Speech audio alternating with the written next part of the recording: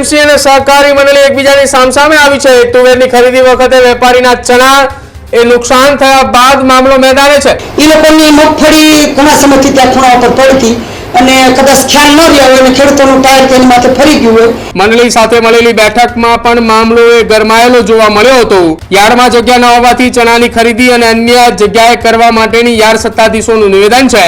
APMC અને સહકારી મંડળી એકબીજાની સામસામે આવી છે।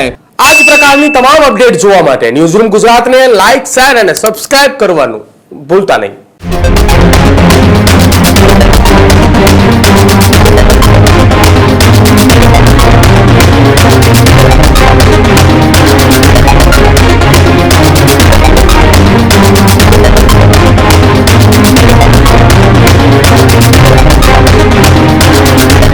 સમાચારોમાં આગળ વાત કરીએ અમરેલીની અંદર એપીએમસી અને સાથે જ સહકારી મંડળીના ડિરેક્ટરો આમને સામે આવ્યા છે।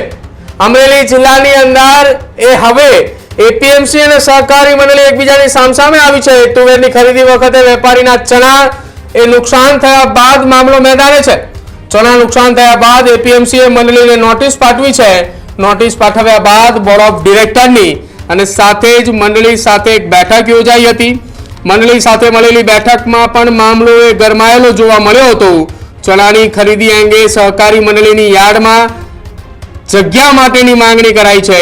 બગસરા એપીએમસીમાં નવી જણસની ખરીદી માટે જગ્યા ન હોવાની વાત સામે આવી રહી છે।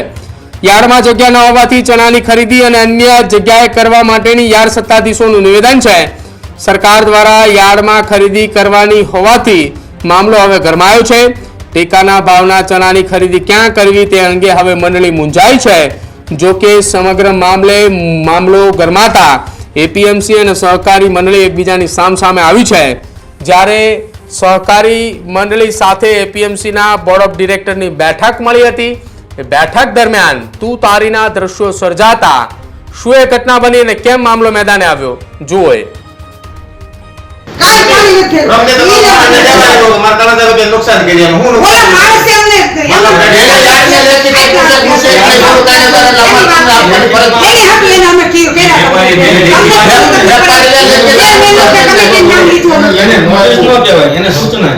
નોટિસ મારે આપવી હોય ને તમને ઉપર નોટિસ એવું વેપારી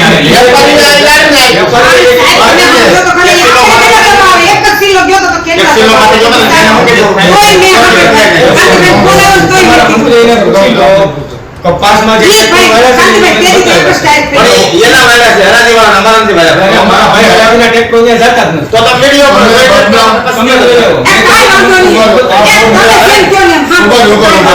આ બોર્ડ ને બદનામ કરે એવા તમે ખોટા શું કરો તમે ત્યાંથી બધા ઉપર એક જ મિનિટ ત્યાંથી આપણે આ બધા સમૂહમાં હતા ત્યારે એવું કીધું હતું કે વરસાદી વાતાવરણ છે સૌને સાચવા છે ખેડૂતોને આપણે સૌને સાચવી દીધી બેન અને તેથી તમે તમારું મોઢે જે કોઈ એ કરી દો। આજે અમે એપીએમસી યાર્ડની અંદર ચેરમેનની બોર્ડ કમિટીને બોલાવવામાં આવી છે અને અમે પણ હાજર રહ્યા છીએ। અને હાલ તુવેરની ખરીદીમાં થોડુંક અમે વેપારીનો જણસી આવતી હતી એટલે એ લોકો એમને નાખી દીધી, પણ જે ઉપરથી ગવર્મેન્ટનો જે અમને પરિપત્ર ન ત્યાં સુધી અમે બહાર જઈ ન શકી એટલે અમે અમારે અને કમિટીને કોઈ વાંધો છે નહીં અને શાંતિપૂર્વક અમને ખરીદી કરવા દીધી છે એ લોકોએ। અને હાલ અત્યારે અમે ચણાની માંગ પણ કરી છે પણ એ લોકો એમ કહે છે કે અમારે અન્ય જણસી આવે છે એટલે બેન અમે શક્ય નથી અમારે તમને જગ્યા ફાળી શકીએ। ખાસ કરીને તમારા દ્વારા એવો પણ આક્ષેપ કરવામાં માર્કેટ યાર્ડના સત્તાધીશો દ્વારા અમને હેરાન કરવામાં આ બાબતે શું કહેશો?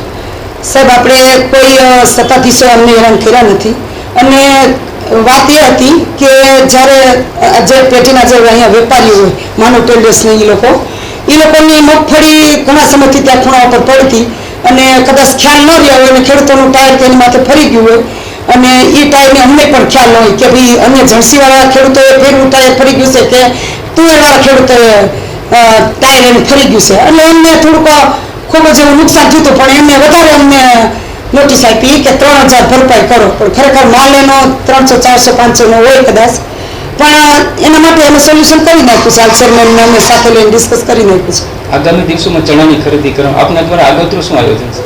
આગોતરું અમે યાર્ડમાં રિક્વેસ્ટ કરી છે કે ચણાની ખરીદી અમને તાપમાન ડિગ્રી વધતી જાય છે અને તાપે પણ ખૂબ છે। ખેડૂતોને જ્યારે અહીંયા ખરીદીમાં કાંટા પાસે આવે તો થોડુંક શાંતિનો રાહત મળે એટલા માટે અમે માગણી કરી છે ચેરમેનને કે ભાઈ અહીંયા અમને ચણાની ખરીદી કરવા દો, પણ હાલ એ લોકો એવું કહે છે કે હાલ અમારી પાસે કોઈ એવી જગ્યા છે નહીં, અને એમ છતાં જો જગ્યા થશે તો અમે તમને દેશું. આપણે જે તુવેરની ખરીદી હતી એ તુવેરની ખરીદી સુખદ રીતે ખરીદાઈ, બધી ખરીદી પૂરી થઈ ગઈ છે, કોઈ વાદ વિવાદ વગરનું.